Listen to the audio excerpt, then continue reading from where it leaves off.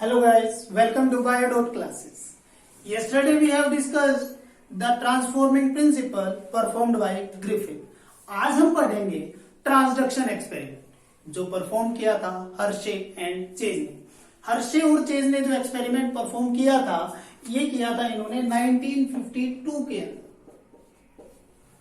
इन्होंने ये बात बताई थी कि एक वायरस जो होता है उसका जेनेटिक मटेरियल भी क्या होता है, डीएनए ही होता है। अब इन्होंने दो चीजें ली, एक तो वायरस लिया और एक बैक्टीरिया लिया। इन्होंने जो वायरस लिया उसका नाम था क्या, बैक्टीरियोफाज।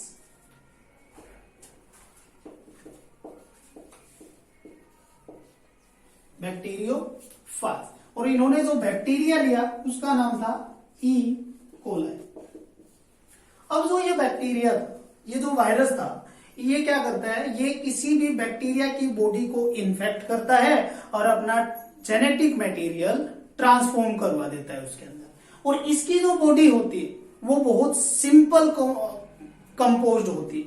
क्लियर? दो चीजों से मिलकर बनी है इसकी बॉडी, या तो प्रोटीन से और इसके डीएनए से। यानी कि इसकी बॉडी दो चीजों से मिलकर बनती है, प्रोटीन से और डीएनए से। अब इन्होंने क्या किया, इस बैक्टीरियोफाज की बॉडी जो प्रोटीन और डीएनए से बनी है इनको रेडियो एक्टिव कर दिया। रेडियो एक्टिव यानी इसको रेडियो लेबल करवा दिया। किससे रेडियो लेबल करवाया, एक बार एक टेबल के थ्रू देखते हैं। मैं बोल रहा हूं इनकी जो नॉर्मल, और यहां पर मैं ले रहा हूं रेडियो एक्टिव, इसका डीएनए और इसका प्रोटीन। अब मैं बोल रहा हूं कि इसका जो डीएनए होता है, डीएनए के अंदर फॉस्फेट होती है। इसकी जो फॉस्फेट, जो नॉर्मल फॉस्फेट है उसका 31st आइसोटोप है इसके पास। और इन्होंने क्या करवा दिया, उसको रेडियो एक्टिव करवा दिया। किसके साथ, फॉस्फेट 32 आइसोटोप से। अब इसका जो प्रोटीन होता है, प्रोटीन के अंदर फॉस्फेट तो होता नहीं है, प्रोटीन के अंदर क्या प्रेजेंट होता है, सल्फर प्रेजेंट होता है।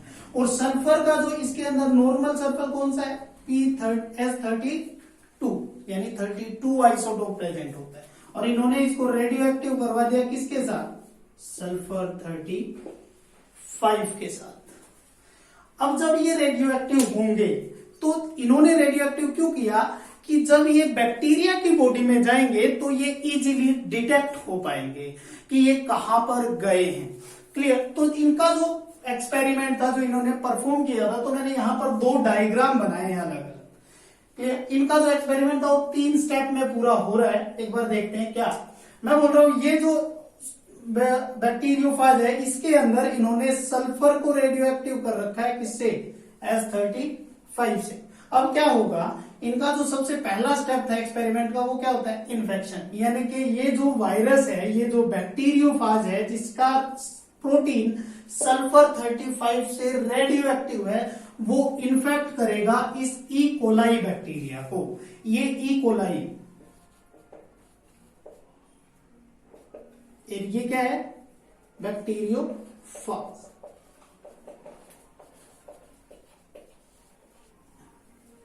अब जब ये इन्फेक्ट करेगा तो ये अपना जेनेटिक मटेरियल इसके अंदर ट्रांसफॉर्म करवा देगा।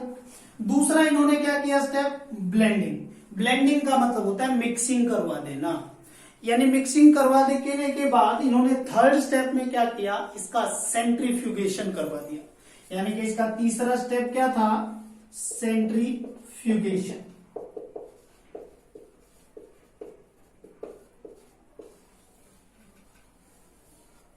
सेंट्रीफ्यूगेशन करवा दिया। अब इन्होंने क्या देखा, सेंट्रीफ्यूगेशन के बाद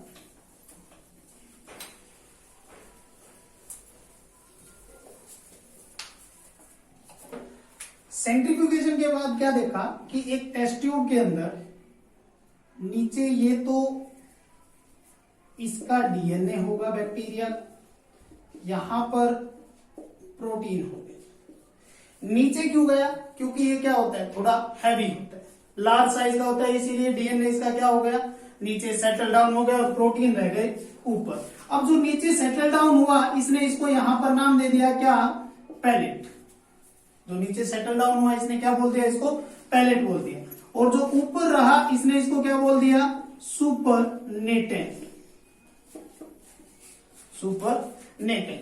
अब इसने एक चीज नोटिस की इस टेस्ट ट्यूब के अंदर, क्या की वो, ये देखा कि जो प्रोटीन है ना वो क्या है, रेडियो एक्टिव।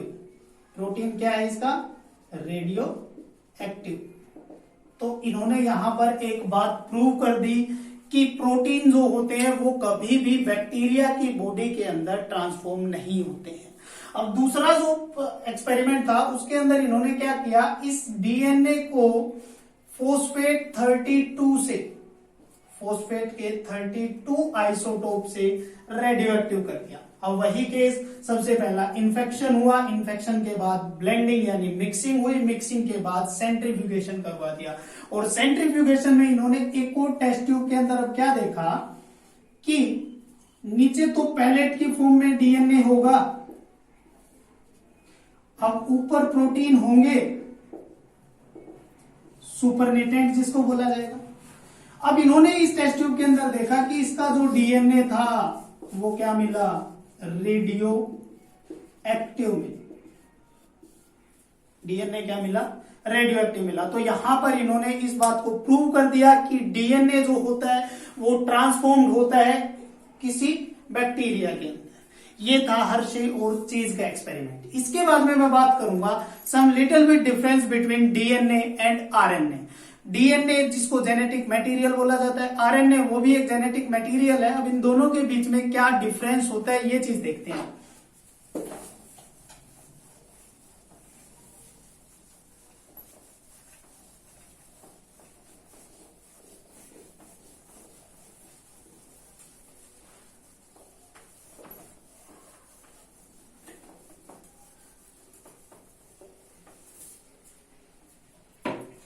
मैं यहां पर लिख रहा हूं कुछ डीएनए के डिफरेंस, यहां पर मैं बता रहा हूं आरएनए के। अब आपको पता है डीएनए जो होगा वो डबल स्ट्रैंडेड डीएनए होगा। डीएनए क्या होता है, डबल स्ट्रैंडेड। वैसे सिंगल स्ट्रैंडेड भी होता है, लेकिन मेनली कॉमन बात कर रहा हूं मैं, डीएनए डबल स्ट्रैंडेड होता है। आरएनए क्या होता है, सिंगल स्ट्रैंडेड। डीएस यानी डबल स्ट्रैंडेड डीएनए, एसएच यानी सिंगल स्ट्रैंडेड आरएनए। अब डबल स्ट्रैंडेड होने की वजह से एक बार ये देखिएगा, ये एक डीएनए का स्ट्रक्चर है। अब इस डीएनए के स्ट्रक्चर में यहां पर नाइट्रोजनस बेस होंगे, यहां पर नाइट्रोजनस बेस होंगे। ये एक आरएनए का सिंगल स्ट्रैंडेड आरएनए, यहां पर ये नाइट्रोजनस बेस है। क्लियर। अब क्या होगा, ये जो नाइट्रोजनस बेस है, मैं बोल रहा हूं कि इसके अंदर क्या होते हैं, नाइट्रोजनस बेस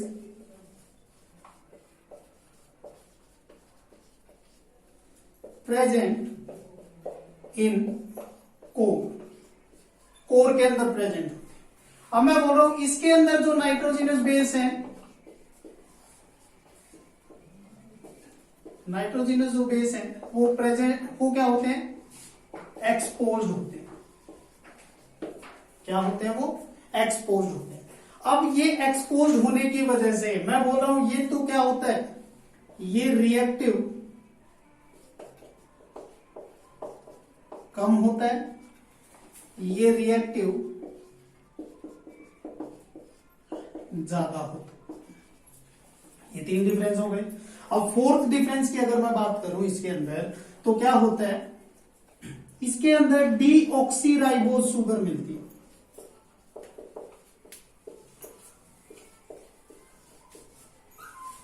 इसके अंदर क्या होती है, राइबोज शुगर मिलती है। डीऑक्सीराइबोज और राइबोज शुगर का स्ट्रक्चर मैं प्रीवियस लेक्चर में डिस्कस कर चुका हूं।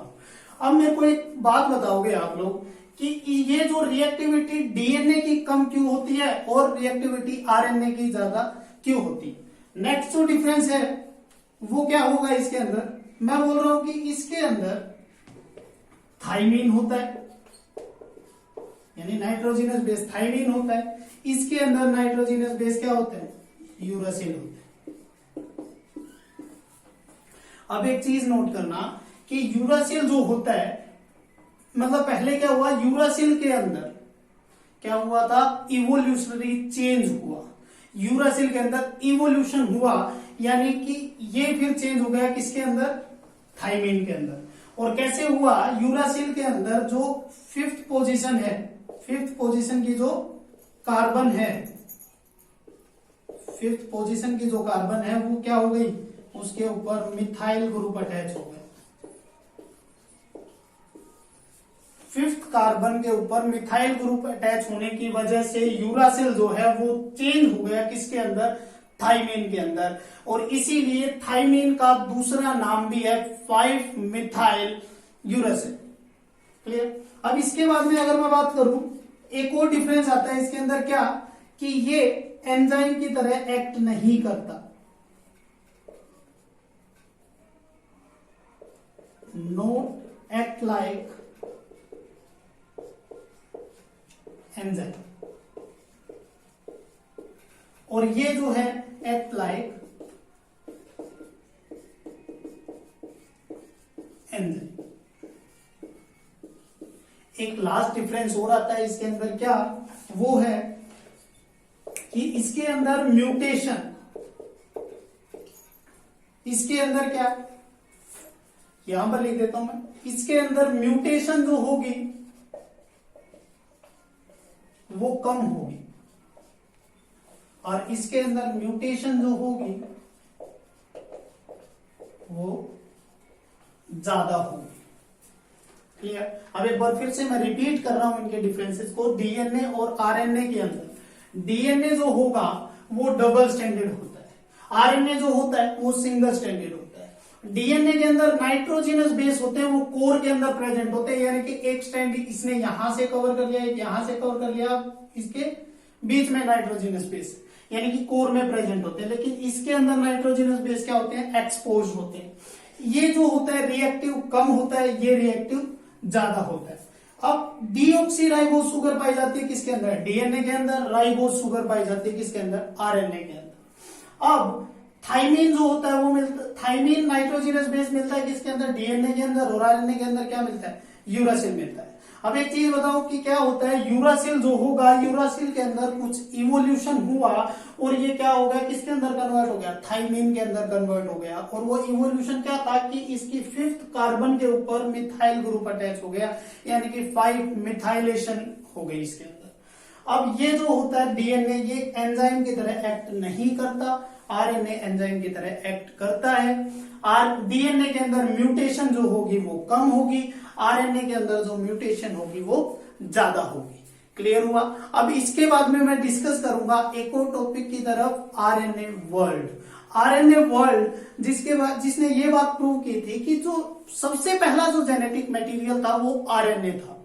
आरएनए के अंदर कुछ इवोल्यूशनरी चेंज हुए, क्लियर, और वो किस में चेंज हो गया, डीएनए के अंदर चेंज हो गया। अब आरएनए वर्ल्ड की हाइपोथेसिस किसने दी थी, आरएनए वर्ल्ड की टर्म किसने दी थी, ये मैं डिस्कस करूंगा अभी।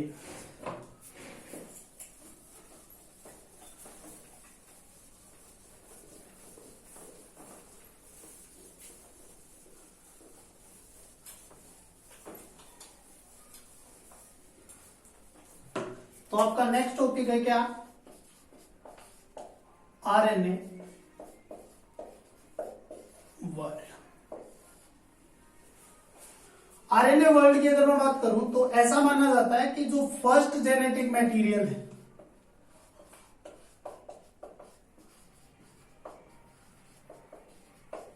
वो क्या है, आरएनए। लेकिन आरएनए जो है वो अनस्टेबल भी है और वो रिएक्टिव भी। आरएनए क्या है, अनस्टेबल भी है और रिएक्टिव भी है। अब इसी के कारण इसके अंदर कुछ इवोल्यूशनरी चेंज हुए, इवोल्यूशन हुआ और जो आरएनए था वो कन्वर्ट हो गया किसके अंदर, डीएनए के अंदर। डीएनए जो होता है वो लेस रिएक्टिव और मोर स्टेबल होता है, इसीलिए डीएनए को आज जेनेटिक मटेरियल भी बोला जाता है। अब आरएनए वर्ल्ड जो है आरएनए वर्ल्ड की हाइपोथेसिस दी थी, आरएनए वर्ल्ड की हाइपोथेसिस दी थी किसने? Alexander rich. अलेक्जेंडर रिच ने किसकी? आरएनए वर्ल्ड की हाइपोथेसिस दी थी। कब दी थी? 1962 के अंदर। क्लियर? लेकिन आरएनए वर्ल्ड की जो टर्म थी, जो टर्म है आरएनए वर्ल्ड की, वो दी थी किसने? गिलबर्ट ने। और वो कब दी थी? 1986 के अंदर। अब यहां पर इन्होंने टर्म देने के बाद ये बात बता दी थी कि आरएनए जो होता है वो पहला जेनेटिक मटेरियल था।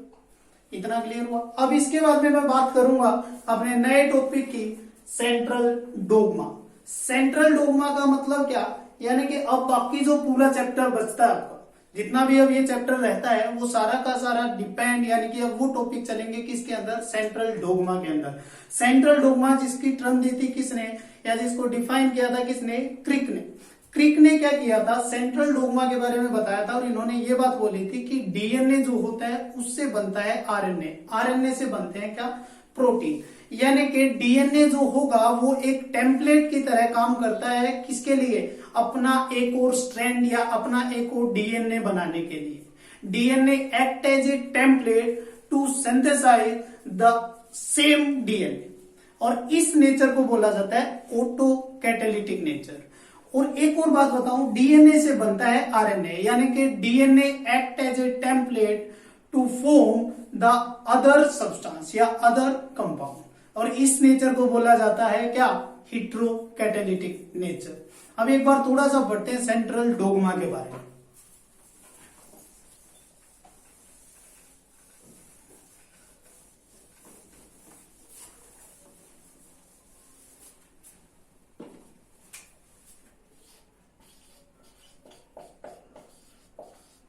Central dogma. सेंट्रल डोगमा की टर्म दी थी किसने? क्रिक। क्लियर? क्रिक ने एक बात बताई थी, देखिए मेन थीम समझा देता हूं सेंट्रल डोगमा का। क्या? डीएनए, डीएनए से बनता है क्या? आरएनए, आरएनए से बनते हैं क्या? प्रोटीन्स। ये था सेंट्रल डोगमा। इसके बारे में बताया था किसने? क्रिक ने। अब इसने एक बात बोली थी कि डीएनए जो होगा वो एक्ट करता है, act as a template to synthesize the same DNA, और ऐसे नेचर को क्या बोला जाता है? Auto catalytic nature. यानी डीएनए से डीएनए का बनना ऑटो कैटेलिटिक नेचर। अब इसने एक बात और बोली थी कि डीएनए जो होगा वो क्या करता है? DNA act as a template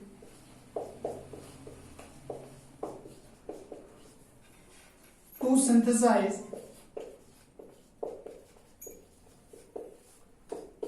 RNA. RNA की सिंथेसाइज के लिए भी टेम्पलेट की तरह एक्ट करता है, और इसको क्या बोल दिया जाता है? हेट्रोकैटेलिटिक नेचर।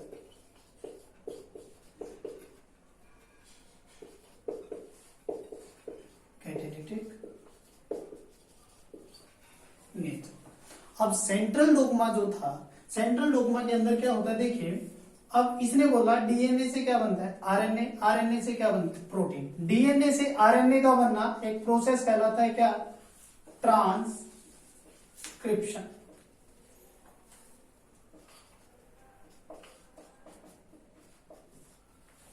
ट्रांसक्रिप्शन। डीएनए से आरएनए का बनना ट्रांसक्रिप्शन, आरएनए से प्रोटीन का बनना ट्रांसलेशन, और डीएनए से डीएनए का बनना रेप्लिकेशन। क्लियर। इसने ये बात बोली थी कि डीएनए से आरएनए बनता है, आरएनए से फॉर्मेशन होती है प्रोटीन की, और ये जो प्रोसेस होती है ये क्या होती है, यूनिडायरेक्शनल होती है।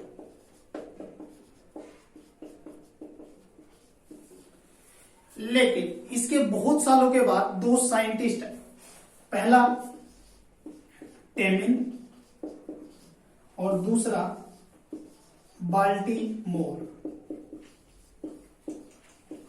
ये दो साइंटिस्ट है, टेमिन और बाल्टीमोर।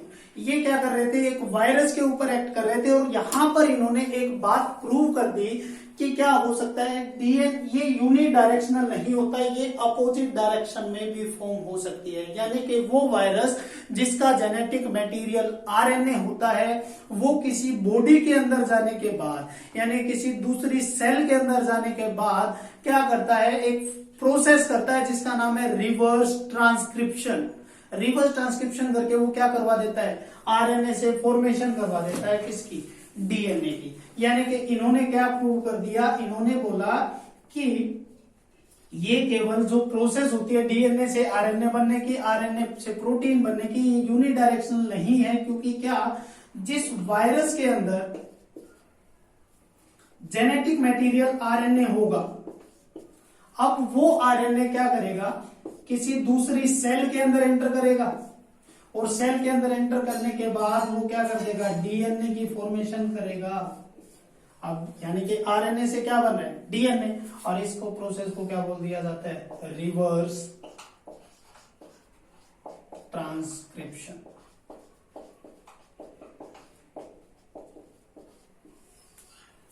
रिवर्स ट्रांसक्रिप्शन, ये क्लियर है। अब इसके बाद में टॉपिक आता है डीएनए रेप्लिकेशन। रेप्लिकेशन को हम करेंगे नेक्स्ट लेक्चर के अंदर। तब तक इस वीडियो को सब्सक्राइब करें, शेयर करें, लाइक करें, और जो भी डाउट आ रहे हैं वो कमेंट सेक्शन में लिखकर जरूर बताएं। Thank you.